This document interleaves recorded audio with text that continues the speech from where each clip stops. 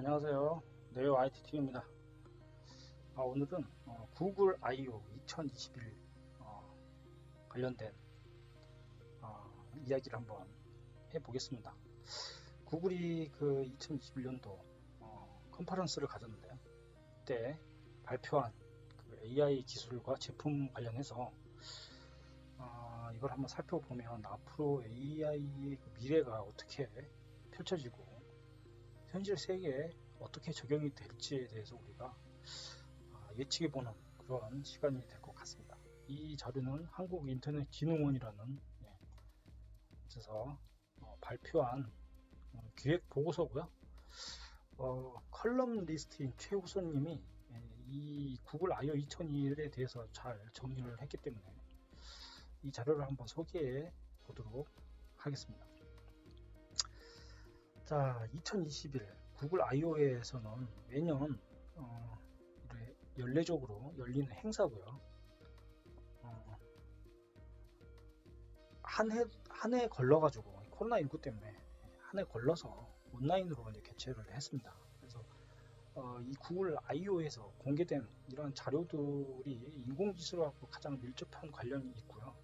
한 2시간 정도 진행됐는데 이 구글 I/O 키노트에서 구글의 서비스가 어떻게 고도화되고 있는지 요거를 한번 살펴보고요. 이걸 이제 보자면 구글이 처음에 공개한 게 바로 이 람다라는 겁니다. 람다. 이 랭귀지 모델 포 다이얼로그 어플리케이션인데 결국 대화 응용 프로그래밍 언어 모델 이렇게 우리가 부를 수가 있고요.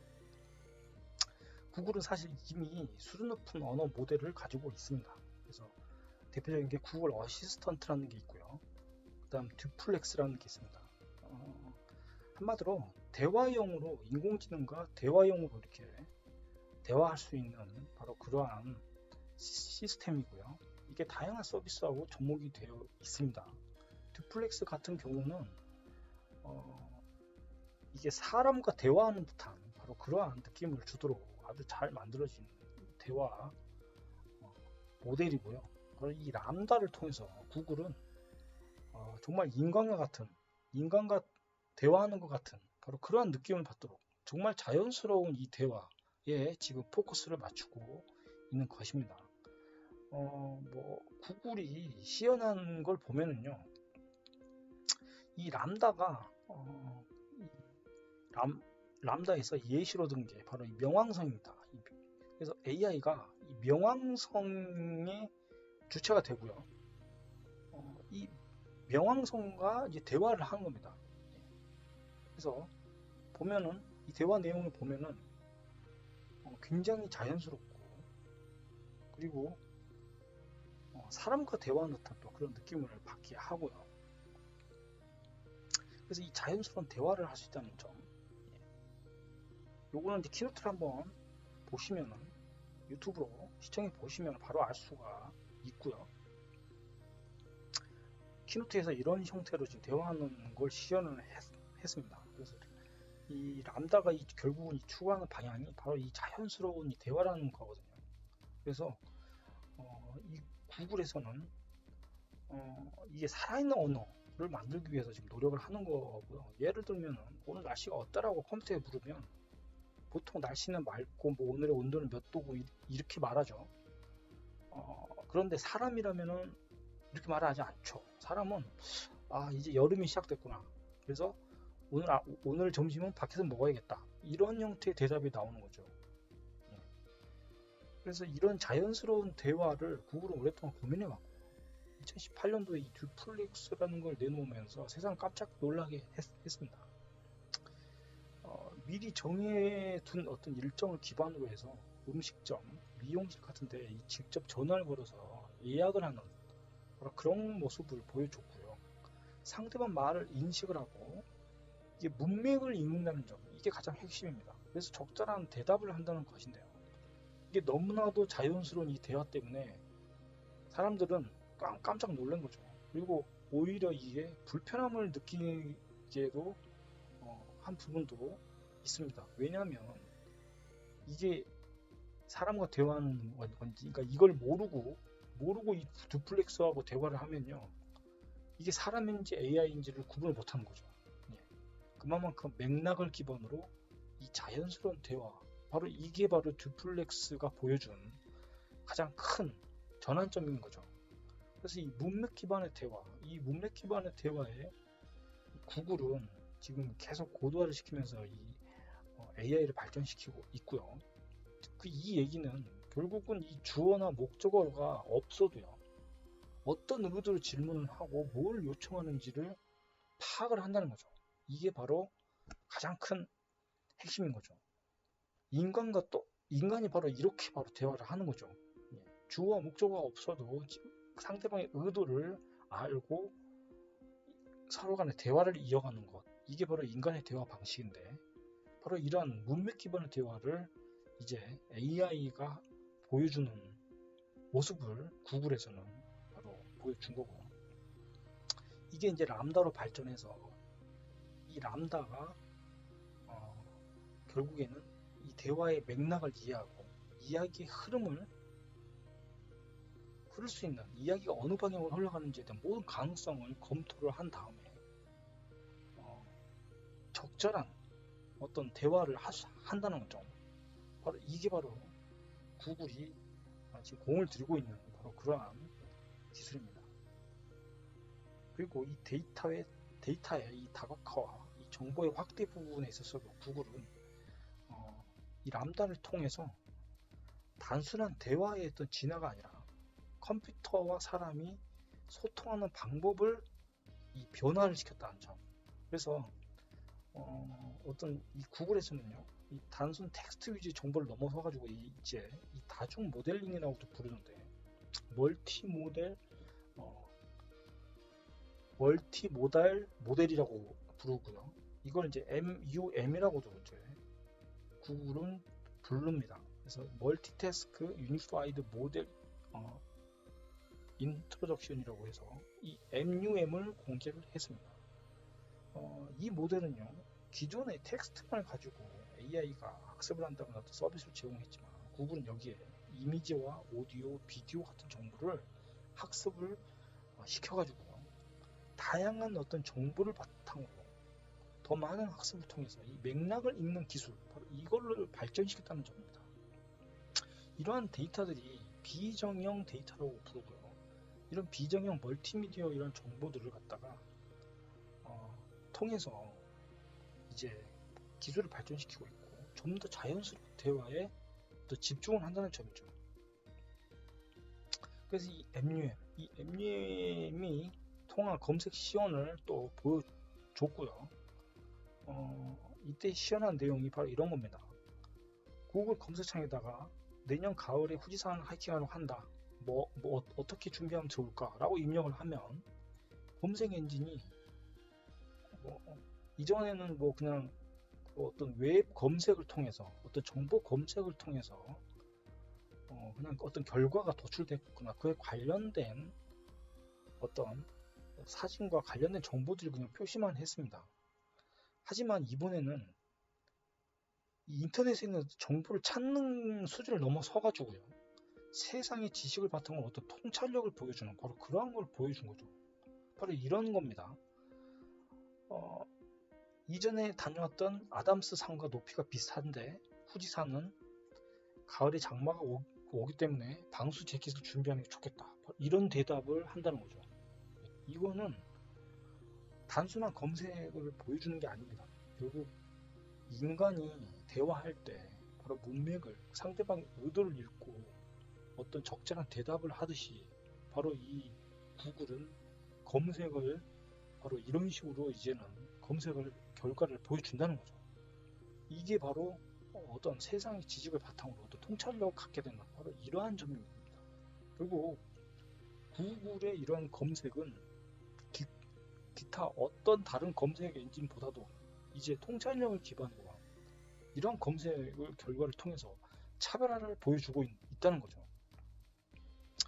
또한 예를 들어서 하이킹 부츠 사진을 찍어서 이미지 검색에 이렇게 등록을 하면요, 해당 제품을 인식을 하고요, 이 하이킹 하려는 상과 지형을 맞춰본 뒤에 또 적절한 걸 또 알려줍니다.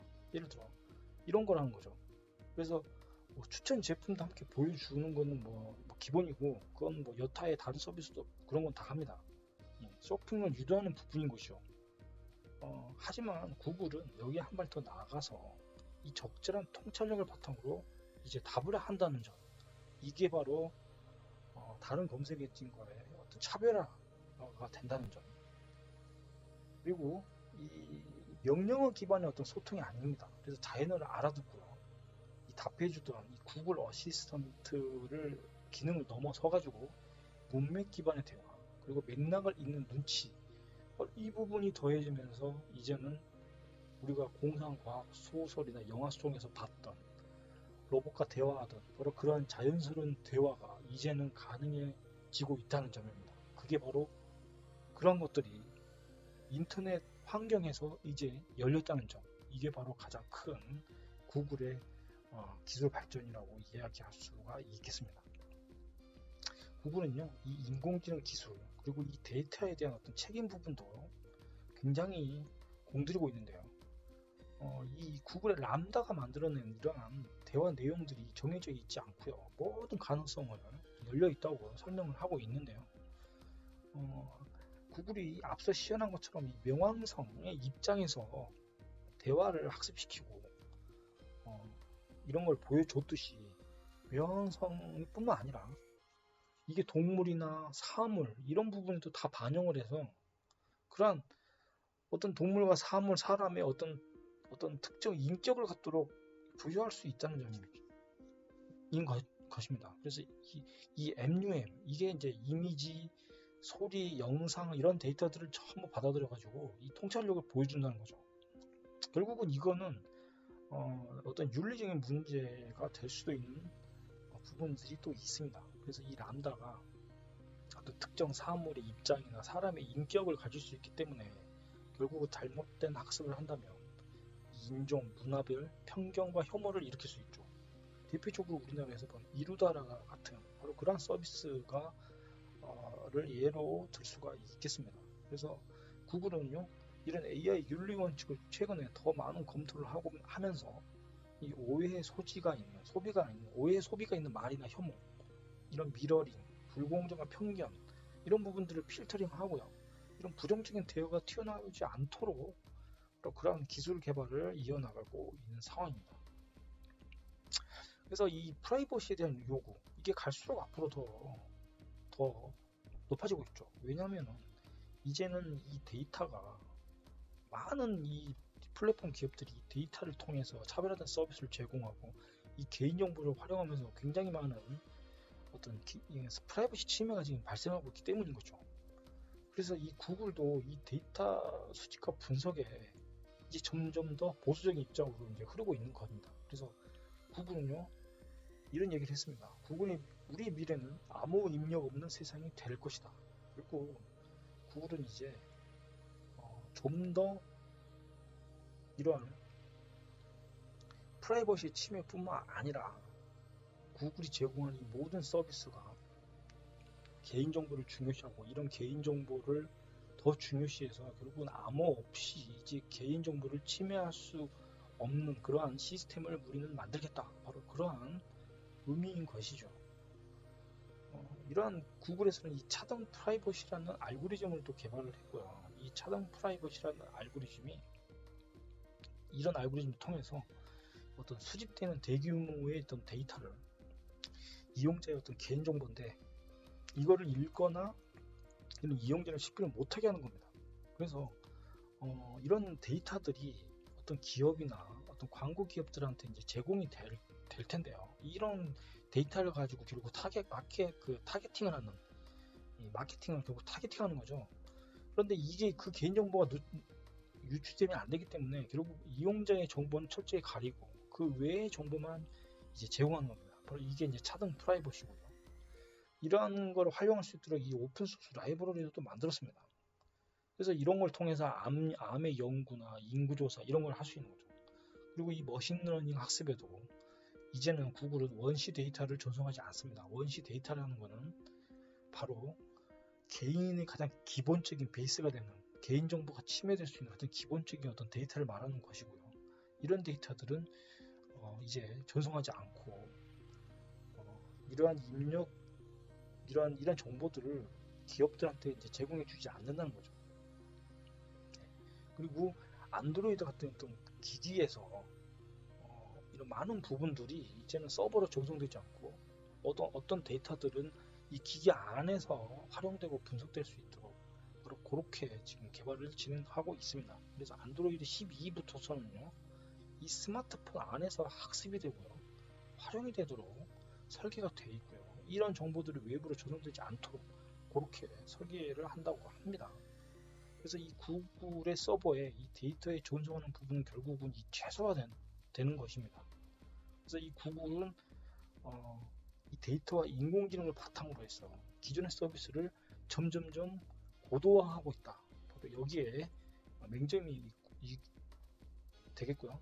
앞으로 이러한 데이터에 대한 접근은 점점 더 엄격해질 것이고요. 이 데이터를 안전하게 수집하고 활용할 수 있는 방법에 대해서 이제 어떤 기업들의 어떤 책임감, 그죠? 이런 것들이 이제 필요한 거죠. 결국은 정리하자면 구글은 이 데이터와 인공지능을 바탕으로 기존 서비스를 고도에 가면서 인간과 정말 맥락을 잇는 바로 그러한 자연스러운 대화에 초점을 맞추고 있고, 또 이런 그 AI의 어떤 프라이버시, 잘못된 학습 결과에 의한 혐오, 이런 부분 부작용, 이런 부분을 최소화하기 위해서 지금 현재 굉장히 많은 노력을 하고 있다. 그래서 결국 구글이 바라보는 미래는 AI가 이제는 인간에게 침해하지 않고 인간에게 편리함과 어떤 보다 자연스러운 그러한 서비스를 통해서 좀 더 구글의 플랫폼에 이제서 사람들이 더 많이 이 서비스를 이용할 수 있게끔 그렇게 만드는 바로 그러한 전략을 더 발전시키고 나가고 있다는 것입니다. 미래에는 결국 AI는요, 우리가 영화 속에서 과거의 영화 속에서 봤던 그러한 로봇과의 대화, 자연스러운 대화는 이제 곧 머지않아 현실화되고요. 그러한 로봇들이 이제 사람처럼 관절을 가지고 움직이는 그런 로봇들 결합이 된다면 진정한 인공지능이 이제 탄생하는 겁니다. 예. 어떻게 보면 굉장히 불안하기도 하고 무섭기도 하고, 또는 굉장히 또 기대도 되고 바로 그런 것 같습니다. 오늘은 여기까지 하겠습니다. 시청해주셔서 감사합니다.